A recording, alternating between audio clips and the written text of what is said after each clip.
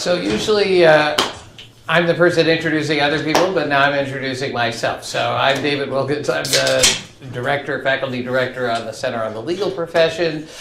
This is our weekly speaker series. Please continue to grab more food and eat. But I think we'll get started. And let me give you a little background on the project. And then I'd be very interested in people's views as we go along. So I've been, since about 2010, I've been studying, 2011, I guess, we've been studying the big four accounting firms, which for reasons I will suggest, are way more important in the market for legal services than people typically think. And I've been working with a fantastic academic in Spain. Her name is Maria Jose Esteban. She's a lecturer at ESADE University, one of the top universities in Spain. And she was the person who first really alerted me to the fact that we should be paying attention to the big four accounting firms when I was giving a lecture about the future of the market for legal services, and I didn't mention them. And she said, shouldn't you be thinking about the accounting firms? And I was very, they're, young lady, they used to be important, but, we killed them. We drove a stake through their heart. We banished them to the Middle Kingdom. They're really not important anymore. Well, she said, actually, I've been doing a lot of research, and I don't think that's right. That's the genesis of this project. Not only am I thoroughly convinced that she was right and I was wrong, but they're way more important than I think even the people who thought they were important would have imagined as of now. This is a particular spin on that project, and it's one that tries to think about the implications of the rise of the big four for the domain of legal ethics. It's a paper that Maria Jose and I did at the International Conference on Legal Ethics, which was in New York this summer. But I'll try to give you enough of the flavor of the rest of the project so you'll have some idea of why we think this is important. Feel free to interrupt anytime, to stop. I'll try to leave plenty of time for questions and answers. So, here's the background, right? Lawyers and accountants have always competed with each other, particularly over the domain of tax law, right? You could go back and read cases and reports that go back to the 19th century about the contest between lawyers and accountants in the domain of tax. And if you think about it, it makes perfect sense because tax has one part that's about the finances of the organization and one part that's about the legal rules that govern how you are to report and interpret those finances and what the implications of those finances are for the taxes that you owe to various governmental entities. So it's clearly an overlap between the two professions. By the middle of the 20th century, there was a kind of rapprochement between the big accounting firms, of which there were many more back then, and the law firms, in which, roughly speaking, the accounting firms owned the domain of the day-to-day and the particular intersection between tax and the audit function, and the big law firms owned the high end, the kind of elite tax planning, tax strategy, and its relationship to things like mergers and acquisitions or other kinds of corporate transactions. In the 1980s, however, the big accounting firms thought they wanted to renegotiate that deal. And they did so in part because audit, which was their core function, was rapidly becoming commoditized, meaning that profit margins were being driven down. It wasn't a high margin business anymore. And yet the accounting firms had amazing relationships with, roughly speaking, all the top businesses of the world, and they went around looking for ways to leverage or monetize those relationships. And they began to look in those markets which were adjacent to what they were already doing. That meant expanding what they were doing in tax, but it also meant looking at things like consulting, starting with information technology consulting, but moving into strategic consulting and HR consulting and a broad range of consulting. And it didn't take them long to figure out that law also was an important adjacency to the kinds of services they were already doing. And quite frankly, in most jurisdictions, there wasn't a lot of regulation that got in the way of creating what you might think of as this kind of multidisciplinary practice. We'll talk about some of the regulation that was out there, but the fact of the matter is nobody had really thought that this was something that could seriously be a thing. The professions were very divided into their little silos, and nobody had really thought much about what an MDP was. In fact, the letters MDP or the phrase multidisciplinary practice didn't really even exist. In the 1990s, this really gets going. And as I'll talk about in a little bit, the big, at that time, 5 accounting firms set up quite aggressively separate and independent, I shouldn't say separate and independent, they set up affiliated law firms in many places in the world, particularly outside of the US, so particularly in continental Europe, as some of the people in this room know, and these networks got very big and powerful. And at some point, the organized bar started to push back. They started to realize this as a real threat to their monopoly over the provision of legal services, and they pushed back on kind of 2 related fronts. One front being lawyer professionalism, that having lawyers who were employed by the big 4 accounting firms, which after all were not law firms, which had, quote, non-lawyers, as we always charmingly refer to them as partners, that this would create conflicts of interest and undermine the professionalism of the legal profession, and at the same time, auditors offering non-audit services to their audit clients risk the integrity of the audit. And you could think of these in kind of 4 dimensions, and this is the way we talk about it, right?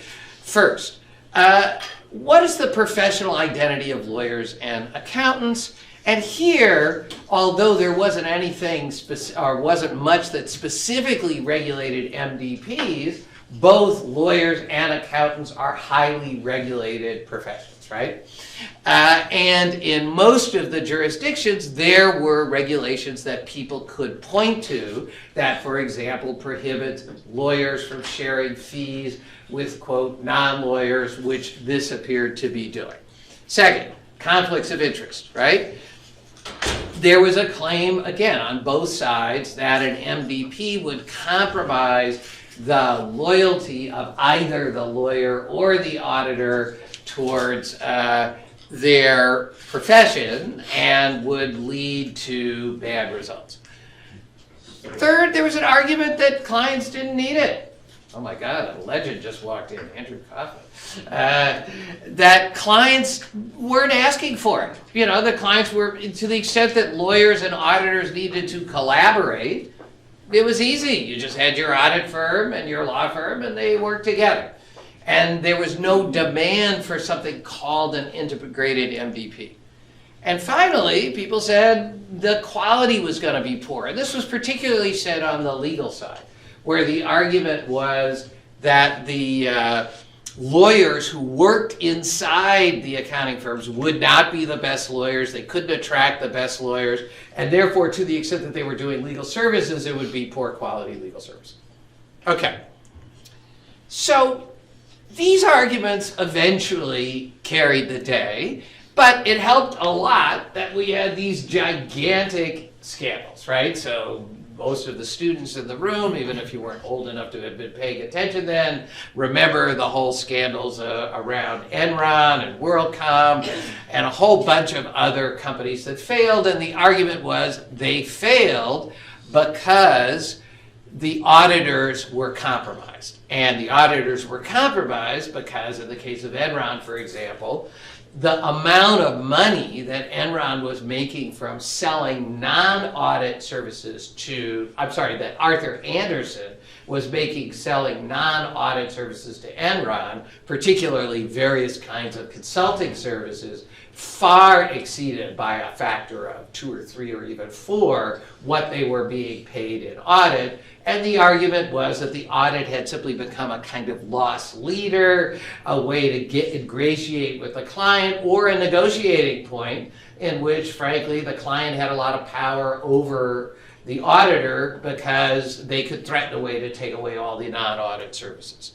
And, you know, this seemed to be reinforced when Arthur Andersen was sued criminally and eventually went out of business. Although, as Andy would say, and we say in our casebook, the actual basis on which they went out of business wasn't the conflict of interest, but it was actually the destruction of documents, and in fact, that was overturned by the Supreme Court.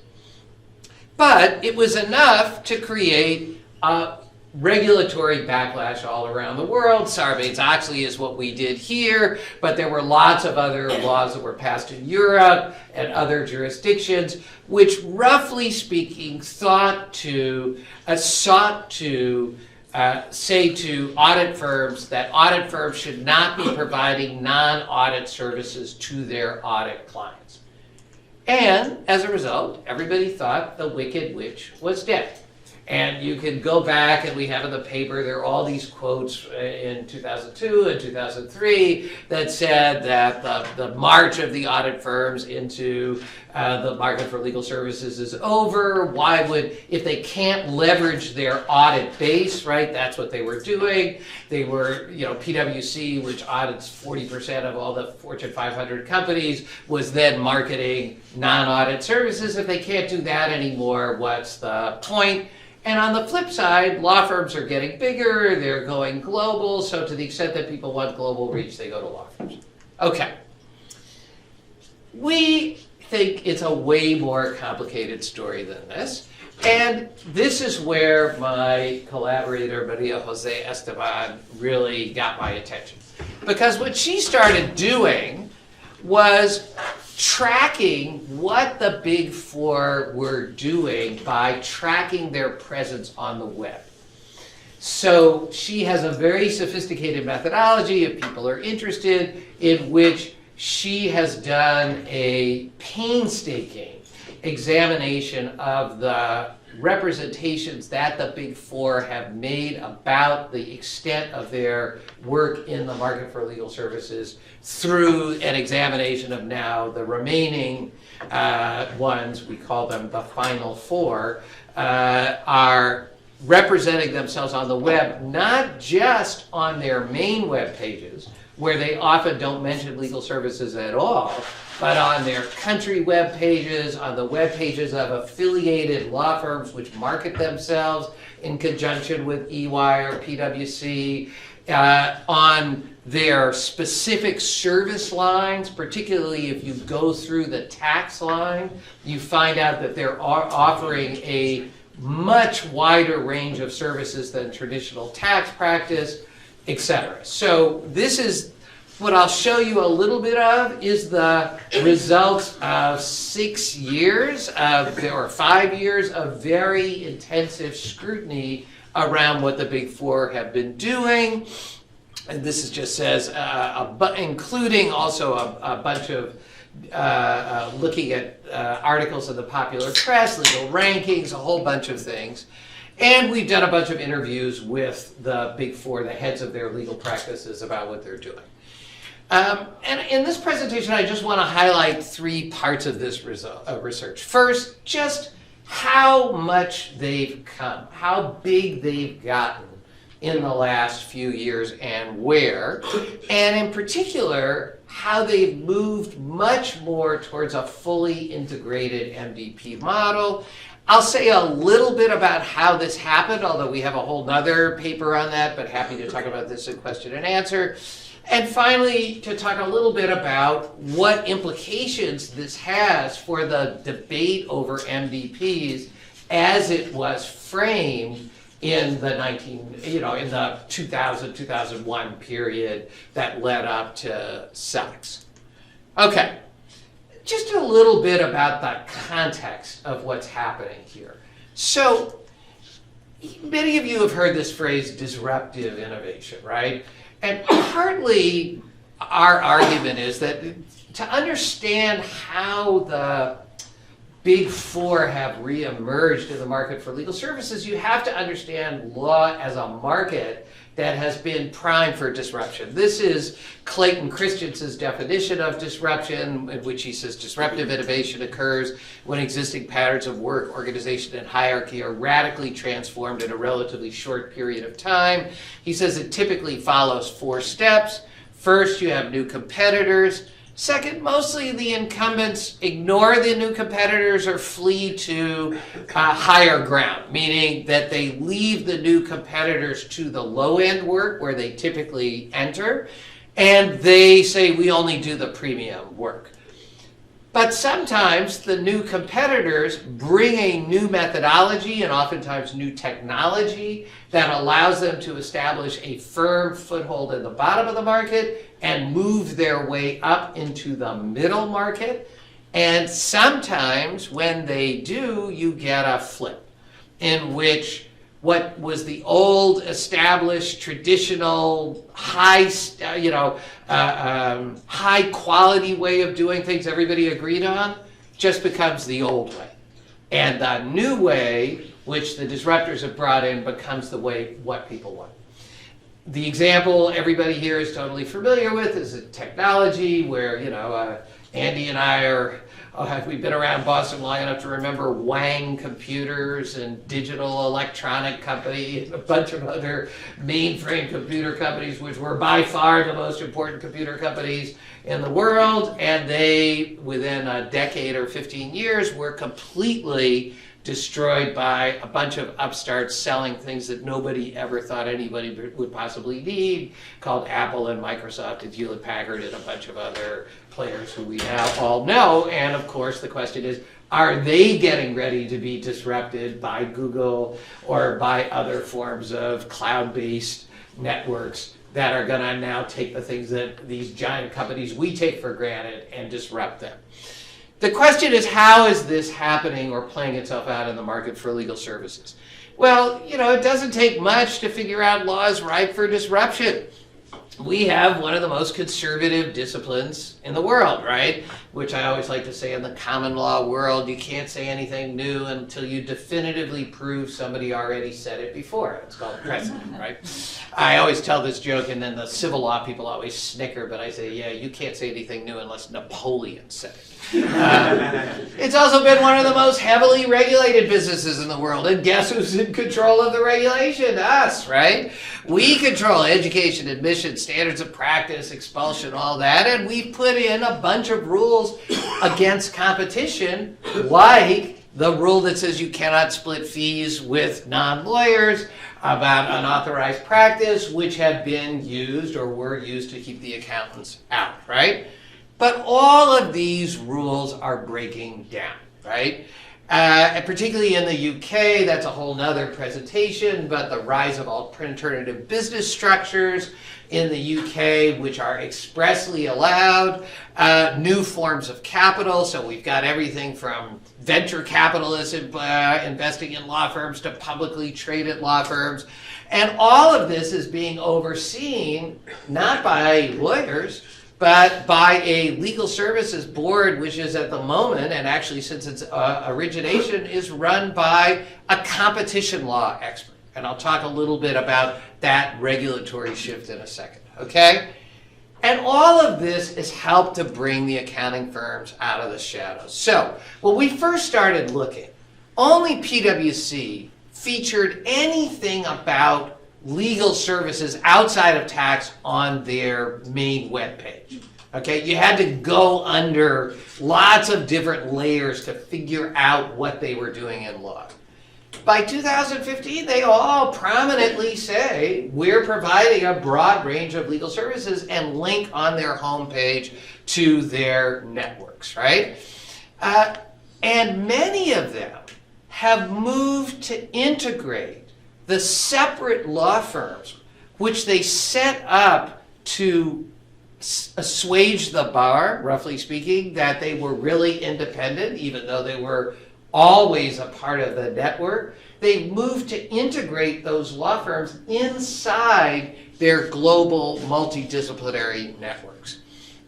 And they've hired a bunch of very high-profile lawyers. I'll come back to show you some examples of that in a minute, but the one that I often use, which Hugh will appreciate, is Freshfields, which is one of the largest law firms in the world, which is, one of the Magic Circle firms. One of their top 20 partners 2 years ago left Freshfields to go run EY's transactional practice for their legal network. That's the kind of partner that no one would have ever thought back in 2001 would go work at one of the big four.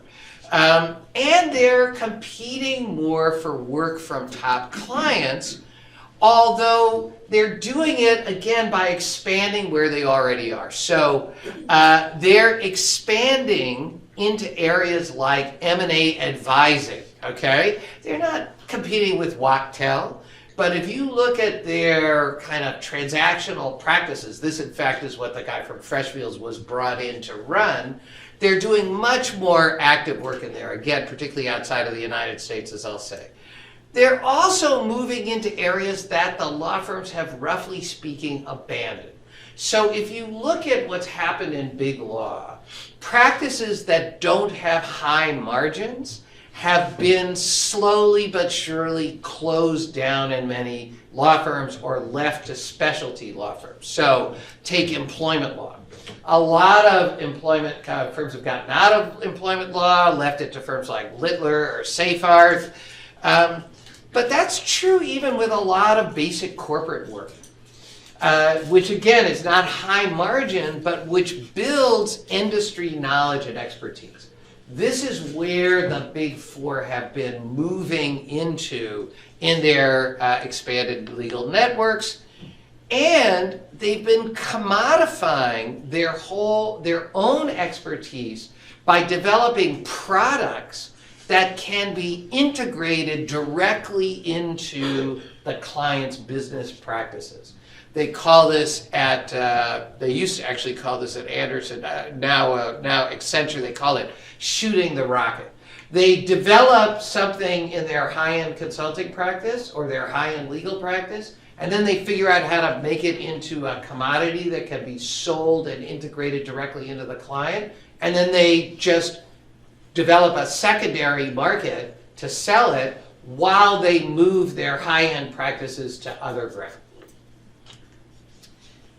And they've started to compete on innovation and quality of life. So if you look at the awards of the FT Innovation Awards, PwC Tax and Legal was the third most innovative law firm in Europe, okay? They're routinely ranked as some of the best places to work, particularly for women. And they are clearly using this as a strategy to attract top talent. And they've been looking to exploit those regulatory changes that we talked about. So in the UK, EY and KPMG have already been approved as alternative business practices, alternative business structures under the UK regulatory law, and PwC's application is pending. Okay? And they are moving very quickly into the emerging markets, where they see the growth happening and investing huge sums of money. $1.5 billion is what PwC says it's pledging to expand its network in emerging economies. Now, just for those of you who don't know, there's only like maybe less than 5 law firms that have more than $1.5 billion in gross revenue, right? So we're talking orders of magnitude difference. Okay, and they've got big plans for the future.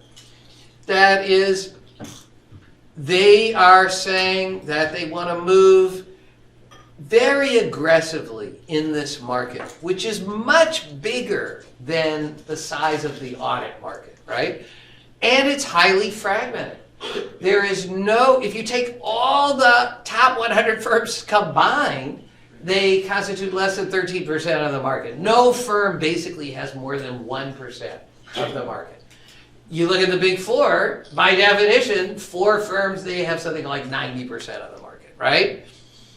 And if they could just get 1% of the market, they'd be easily the biggest law firm in the world.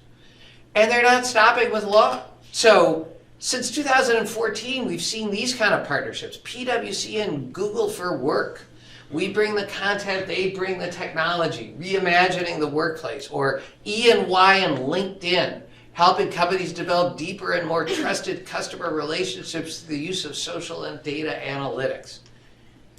If this gets going, this is a huge thing, right? The alliance between the big four and the big technology companies. I've always said the biggest threats to the market for legal services are not actually even the accounting firms, it's the technology companies, which we're beginning to see in the movement of big data into law.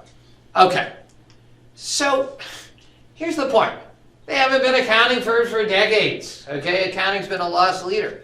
But they're not multidisciplinary in the traditional way in which they were before, which is a separate tax line, a legal line, an accounting line, a consulting line. Here's the way they market themselves now. Globally integrated business solution providers harnessing big data, embedding technology and process-based solutions within ordinary business practices. And oh, by the way, guess what's a part of a globally integrated business solution? If I was talking to a lawyer, a law firm, I'd say your practice, right? One way or another, they are trying to integrate. Okay, how has this happened? I'm just going to go over this very quickly because I know people are interested. But there were big gaps in the regulatory framework about how audit and non-audit services were combined. But as you will see, the biggest thing they've done is completely shift who they market the non-audit services to. So they were marketing them almost exclusively to their audit clients. But none of them, even the biggest, not even PwC, audits more than 38% of all the top companies, and that's in the US. If you go globally, it's an even lower percentage. They just started marketing towards their non-audit clients, which pretty much is not covered by the regulation. The governments have gotten much more active, and so the UK is only one example, and the regulatory framework has one that, roughly speaking, has gone from producers first to consumers first. So the UK report that ushered in the whole regulatory change was called Putting Consumers First. And it's all about a regulatory framework about choice. And we give people the maximum choice, of which this is now one. Third, globalization is really pushing their advantage. If you think that one of the big changes that's happened in the world today is what you might call the movement of economic activity, or at least a lot of it, from what you might think of as the north and west to the south and east, large law firms, with the exception of China, are pretty absent from most of that market. But the big four have been there for decades. And they are, as I showed you with the $1.5 billion investment, they are moving aggressively into these jurisdictions, and most of those jurisdictions have very thin regulatory frameworks, which means a lot, and they have very small bars of lawyers. So there's a lot less pressure against it, and you'll see this in some of the data in a second. And the finally is something I talk about a lot, the blurring of boundaries between traditional categories of organization and thought. Fancy way of saying that things that we used to think of as being all separate and distinct are now much more integrated in almost every sphere. Take public versus private. I always say, is GM a public or a private company after the US taxpayers dump billions of dollars into it, let alone state-owned enterprises in China or Petrobras in Brazil, right? Look at the way in which telecom companies are morphing into entertainment companies, right? All of this is happening, and it's being driven by this idea that what we're trying to do is solve problems which are themselves multidisciplinary in character. So when I ask general counsels what keeps them up at night, it's things like data privacy and cybersecurity, or anti-bribery and corruption, or safety and catastrophic risk. All these things are things that, yes, they have a legal component, an increasingly complex legal component. But law is just one piece, and arguably not even the most important piece, of solving these complex problems. The more clients think about these things this way, particularly big corporate clients, the more it's going to push the kind of multidisciplinary solution the Big Four are offering, okay? All right, so remember the four things, right? We said professional identity, conflicts of interest, etc., right? Let's just take them one at a time. What's this doing to debates about professional identity? So the first thing is just MDPs have gone from being incredibly rare and sort of suspect to being much more accepted. So several jurisdictions have expressly adopted regulation that permits MDPs. Mostly, oh, sorry, you can't see this very well. That's the US in here. This is Canada. These are a bunch of places in Europe. Boy, I don't know why that didn't happen. That's Australia. There's a bunch of jurisdictions where MDPs are now actually officially law, okay? But many more, this wouldn't happen because it's got more dark spaces, are they de facto? So partly going through our web searches, you could find evidence of MDPs offering legal services in all of these jurisdictions. It becomes increasingly hard to say that this is some kind of an anomaly, when in fact in most of the rest of the world, you'll notice there's a big blank spot in here. The US is now becoming much more of an outlier, okay? And if you look at their websites, they are offering pretty much fully integrated MDPs in all of these jurisdictions at a very high percentage of all the countries in which they're practicing. So you could just read this, right? We act as business advisors, offer innovative solutions, work alongside market-leading experts from PwC's network in tax, human resources, corporate finance, and cybersecurity. We offer holistic, commercially aware solutions to some of the most challenging business issues. Now you could say, okay, maybe this is fluff or puff, and one of the things we argue in the paper is, look, we're just looking at what they say. But what they say is what we hear corporate counsel saying they want, which is people who can integrate law into these complex issues that necessarily demand expertise from lots of different areas. And there are a bunch of quotes here, but you get the basic idea, right? All of them, all four of them, EY being probably the most independently legal, are offering fully integrated legal and professional services in the majority of jurisdictions in which they're operating. And by the way, lawyers have changed too. So, this idea that people said, well, it conflicts with the adversary ethic of lawyers. Well, the adversary ethic of lawyers is actually coming in for a lot of criticism, particularly in the corporate transactional world of deal making, in which the idea is we want lawyers not to be so much adversaries, but figure out how to get to yes, as Roger Fisher would say. In the regulatory world, where we want them to work more collaboratively to ensure the health of financial markets or banking markets. So there's been a kind of retrenchment from this image of lawyers as partisans, which was held up in opposition of the image of the accountant as somebody who would just go along with, who works for the regulators, not for the clients. And every law firm I know is marketing themselves as being business partners with the clients. And if you ask what it is that clients, we did a big survey of interviewing general counsels about how they hire lawyers for legal services, they all say what we value most is people who understand our business. And so the law firms have de-emphasized a straight legal approach and emphasize more a kind of a business partnering role, which begins to look more like the kind of role that the accountants are doing, particularly because the law firms are integrating multidisciplinary expertise too. Regulations, as I said, have changed to focus on consumers, and corporate clients are pushing for loosening of various kinds of regulation. And that's also gone in the legal ethics world. So, you know, one of the things that was said in 2001 was we have completely different conflicts rules than they do, and we don't allow screening without client's consent. Well, most now legal ethics rules, at least in the US and in the UK, do allow screening without client's consent, and that was pushed for by law firms, big law firms, right?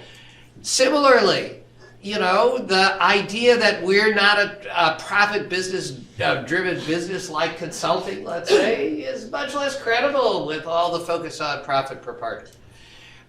If you look at accounting ethics, you can see the big shift that's gone on to the non-audit services provided to non-audit clients. There haven't been many disciplinary cases, and places where have allowed MDPs, the regulators say the legal ethics sky is not falling. That's where the paper title comes from. And you could just see, look at how much non-audit services are important to the Big Four, right? So that's 72% of Deloitte, 60% of EY, 59% of KPMG, 57% of PwC. And the demand for their services appears to be rising quite dramatically. So this is just between 2012 and 2016. If we just look at where they have established new practices, they've been growing at a rate of like 152% over that period. Clearly, there's demand, right? And that demand might be them helping to produce demand, but there's clearly demand. And if you look at their revenues, this is just in Spain. Remember I told you that I'm working with a Spanish collaborator. This is what's happened between 2010 and 2014 to the Spanish legal market. It's dropped 15%. Look what's happened to PwC, Deloitte, KPMG, and EY Legal's revenues in Spain. They've grown dramatically, okay? Clearly, this is moving in a different direction than this, and this is allowing, in part because in response to the dip in demand, the Spanish law firms are trying more and more to concentrate on the top end of the pyramid to do the high-end work. And that leads to the quality issue, right? So if you just look at the rankings of the Big Four's legal departments on many different dimensions, they are moving up. So here are a ranking of the 10 best law firms in Spain. And if you look, you can't read it here, the Big Four are well represented, okay? In fact, actually,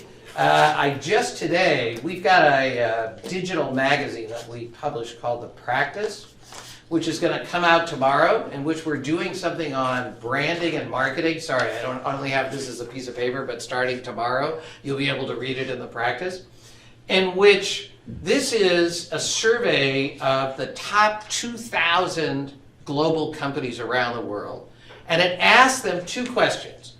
Which are the 5 firms that law firms, that come immediately to your mind when I ask you, please tell me 5 law firms, okay? And then, which 3 will you feel most favorable towards, right? In terms of your interaction with them. She's graphed all of these law firms. Here's all you need to see. That's EY, that's Deloitte, that's KPMG, that's PwC. 3 of the 4 are in the northeast quadrant on both brand recognition and favorability. That's huge, okay? And you see the traditional law firms moving more and more towards the MDP model, right? So we've got evidence of this, and people are interested. So I'm talking about law firms that start consulting practices, or law firms that are starting tax advisory practices that look very similar to what the Big Four are doing, or law firms that are starting into information technology, are trying to start big data information technology advising practices, right? So you could see that the line between these two is blurry. So, what does this mean? I think it means the traditional arguments against MDPs are going to be increasingly hard to make. And if you looked at Ethics 2020, which was the last time the ABA kind of took on the issue of thinking about redoing the ethics rules, they didn't make any big changes in this area, but the thing that got the most traction was allowing MDPs.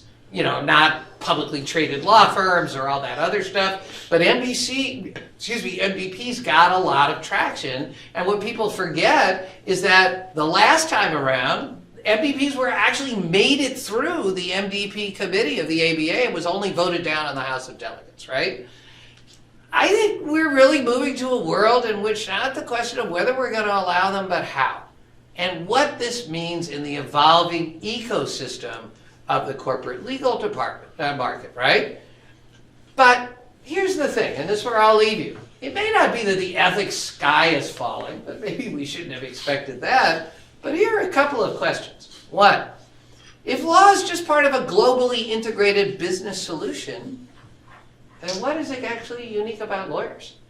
I mean, I get that there may be some legal knowledge or specialization, but why is it that you need to have a separate legal profession to provide that, as opposed to people who receive legal training in various ways alongside other kinds of training?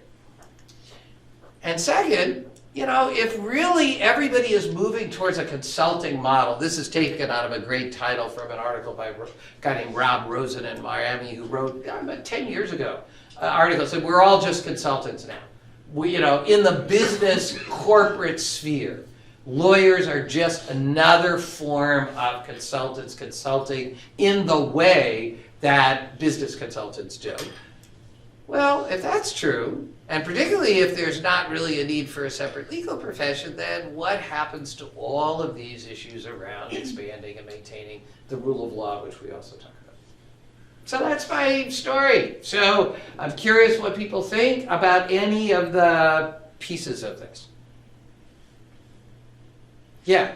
Thank you very much for the presentation. I'm not sure I got the point. So in the US, NDPs are not allowed? Or? NDPs are technically not allowed. There is a rule against fee sharing between lawyers and non-lawyers, which would prohibit NDPs. Yeah. So this is an ethic prohibition or something in the law in general, a statute? Like well, I mean, you know what? Should we only just modify the model rules, or? So I think here, Andy, I'm going to turn it up to you. I mean, some of these have been incorporated into unauthorized practice rules. Yeah, please, did you want to say something? I mean, it just seems you're dealing with the scope of advocacy and consulting. Mm-hmm. You know, our ethical system developed in a context of advocacy.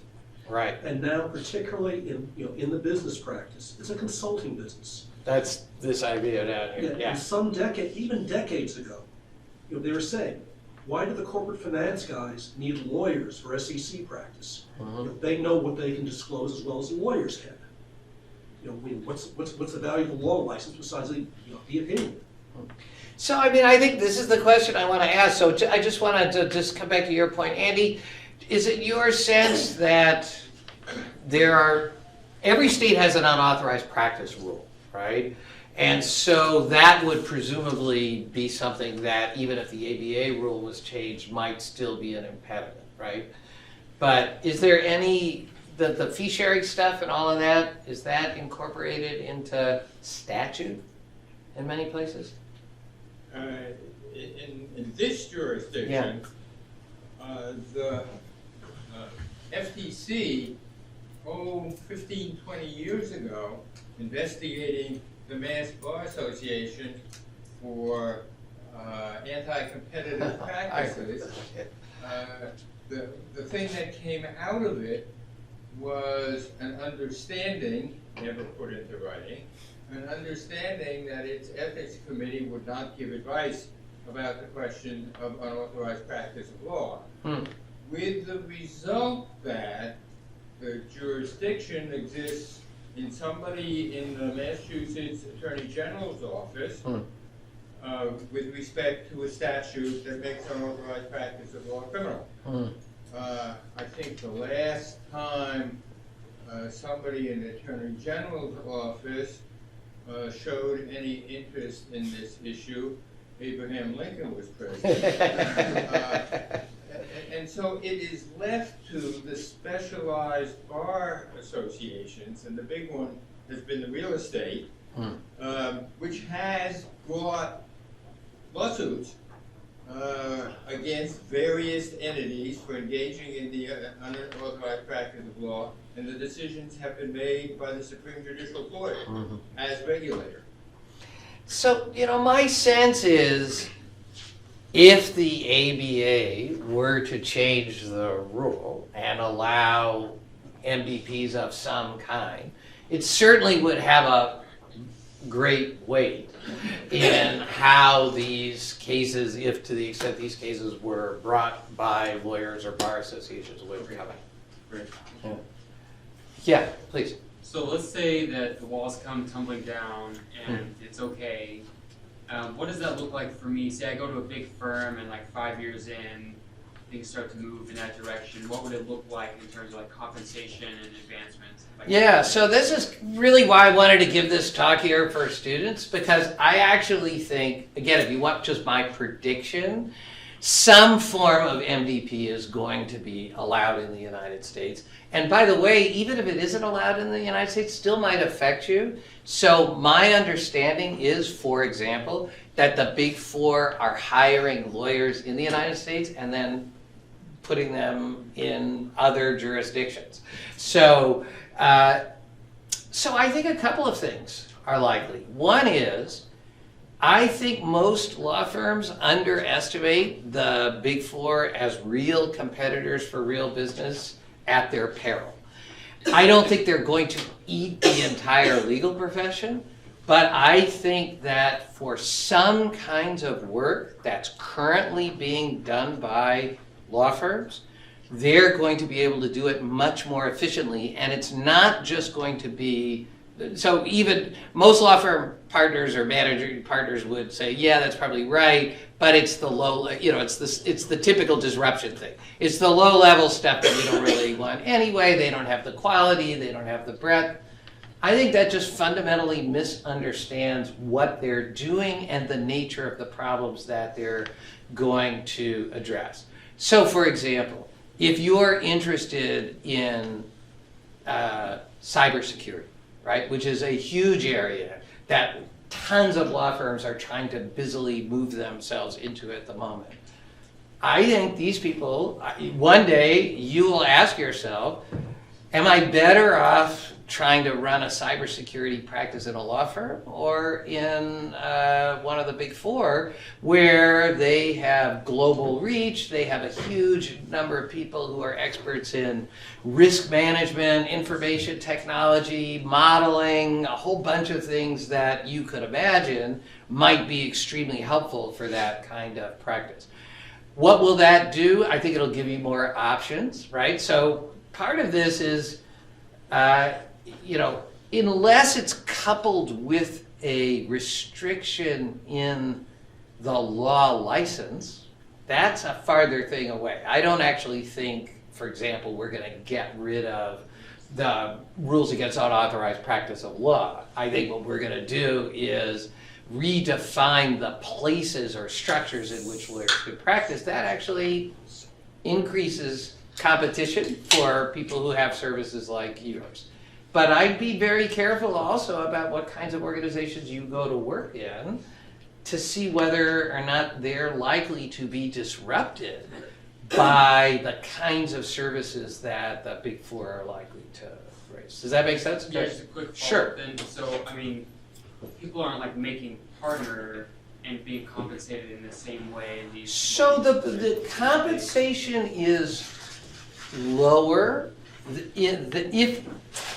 if you're comparing partners at big, so people do make partners, so let me just be clear about that. I mean, the big four are still on a partnership structure. It's a complex partnership structure, but then again, so is most law firms.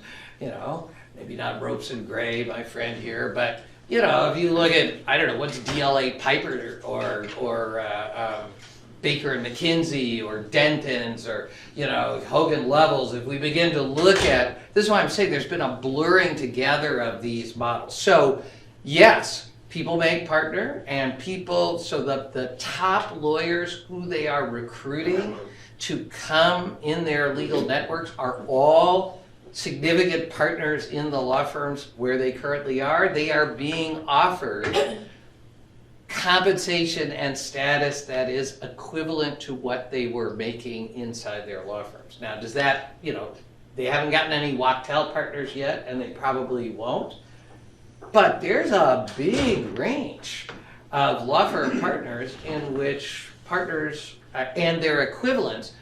One last thing, they have many more status gradations inside these organizations, so they can pay people equivalent amounts even if they don't have, quote, the designation of partner, but they may have some other designation that's a high status designation inside these internal organizations.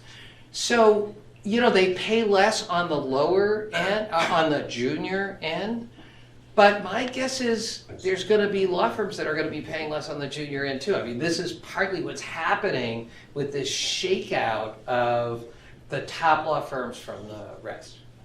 Yeah, Sophie. Just to share my observations. So Please. I'm from Georgia. It's a small market, and the activity of Big Four is really visible, and I think their future there is very bright because it's easier for them to compete in smaller markets where there are not many international law firms, and they are very attractive to work for. They hire a very professional and highly reputable lawyers from the law firms, and people are interested to work for them, and it's easier for them to get good clients because they already have clients to whom they provide audit services, and then they just offer legal services, and law firms are very much worried about them, but there is nothing they can really do. So this is happening all over, and I'd say another thing, just back on your point, if you're interested, say, in someplace like Africa, where we think that much of the growth in the next decades of the 21st century are going to come from, they have a huge head start in what they're doing in Africa versus almost any law firm. Yeah, go ahead. And just to follow up to what Sophie said, so I'm from Switzerland, and this is also a small country. We have a rule that kind of blocks this kind of thing. It's that in Switzerland, for instance, the attorney-client privilege doesn't apply outside a law firm. So if you're an in-house counsel, or if you're working in the Big Four, the attorney-client privilege doesn't apply. Got it. And this is something that the Big Four are really trying to change its law. Yeah. And this is only the lobby of the lawyers and the law firm who are trying to keep it. And I'm not sure it will stay. I'm not sure it'll stay either, and this is all over Europe because there's a big push to get in-house counsel the attorney-client privilege. Yeah, please. Do you think this shakedown trace back the pipeline of talents and shake up law school education too? So I think it definitely has the potential to, and I'll just give you a couple of reasons why. One is all four of the Big Four run huge campuses that are like universities in which they do huge amounts of internal training. And this is one of the things that if you go over to the business school, and if you talk to Clayton Christensen, who's been arguing that business school education is, they don't know it yet, but is on life support, it's because a lot of organizations are internalizing education, and which is both cheaper than paying people to do it, and also you train people to what you want. You could imagine easily that they could move in this direction.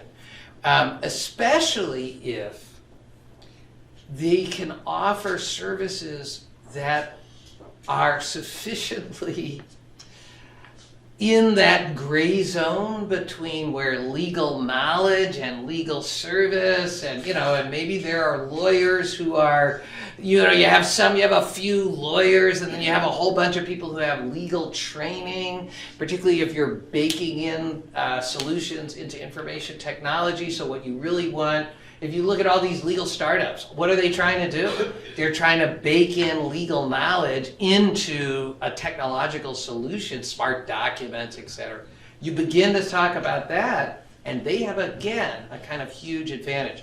The other thing I think we're going to see is people training for work inside the Big Four. And that could be law schools that are now, I just came from a meeting with the NALP people, and there's all these law schools that are opening these programs that are non-JD programs, but are law-related programs. Is that the practice? Yeah, so we'll talk, we have a whole kind of issue on the reemergence of the Big Four, but I think, again, potentially very disruptive. Listen, unfortunately, I have to go teach at 1 o'clock, but thank you. If people are interested, happy to talk about it. I just say keep your eye on it. It's a really important area. Thank you.